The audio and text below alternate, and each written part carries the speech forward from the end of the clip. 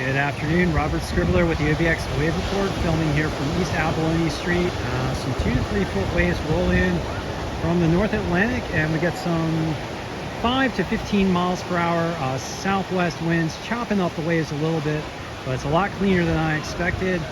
Looks like some fun rides being had by some of the surfers here in the break, and looks like we've got maybe another 2.5 hours, possibly 3 hours before some thunderstorms roll in from our west, as we do have some thunderstorms building up, and you can see the clouds to our north and west. So those cloud tops popping up in the background, so likely thunderstorms later on this afternoon, but do intend to get into the water for surf session number 116 for this year, with an ultimate goal now of 200. Looks like we're going to crush the original goal of 150. If you guys do get out to the water this afternoon, if you do, I have you shred up. And let's look at some of the official wave monitor reports for the Outer Banks right now at Nag's Head. According to the official wave monitors, waves in the range of 1 to 2 foot with fair conditions, with some side shore chop due to those southwest winds rolling in. Looks like the tide here is closer to low tide at East Abalone. Primary swell coming in out of the east at about 1.5 feet. That's a 9-second swell.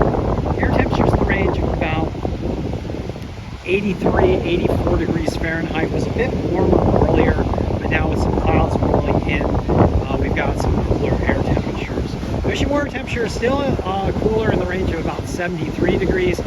To the north of us, ocean temperatures in the 80s, and to the south of us, ocean temperatures in the 80s. We got a little bit of upwelling here off of Nag's Head and a cutoff loop of the Labrador Current, which is cooler. Winds right now out of the south-southwest at 5 to 15 miles per hour. Weather conditions for today at Nag's Head: clouds rolling in, a high of the mid to upper 80s has likely already happened. Thunderstorms by late afternoon, early evening, very likely.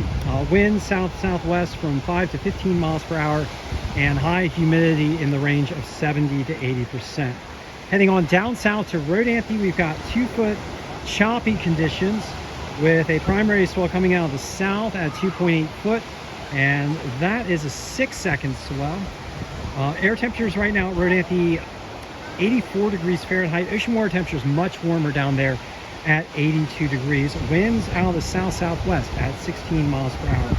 And heading on down south to Buxton, we've got 2 foot waves and some side shore chop.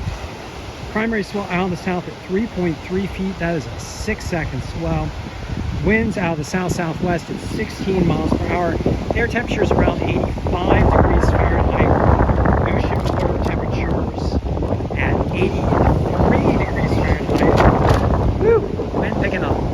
Weather conditions: sunny, high around in the middle 80s. 50% chance of a thunderstorm for Hatteras Island tonight.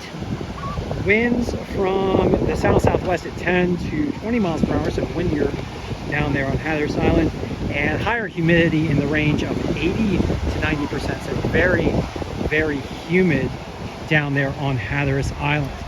All right, so talking about broader weather and climate issues, right now Don is a tropical storm, predicted to strengthen, and as it button hooks through some warmer waters in the North Atlantic.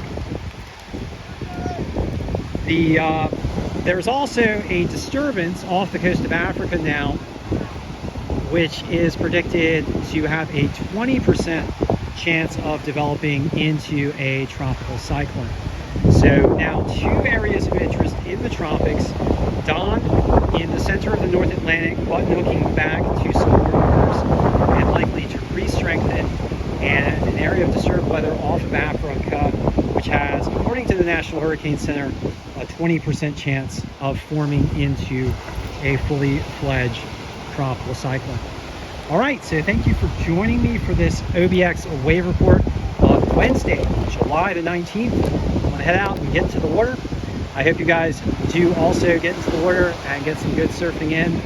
And as I often do with the OBX wave report, please do everything you can to help support the transition to clean energy, which will help defend our beautiful coastlines from the impacts of climate change driven by fossil fuel burning.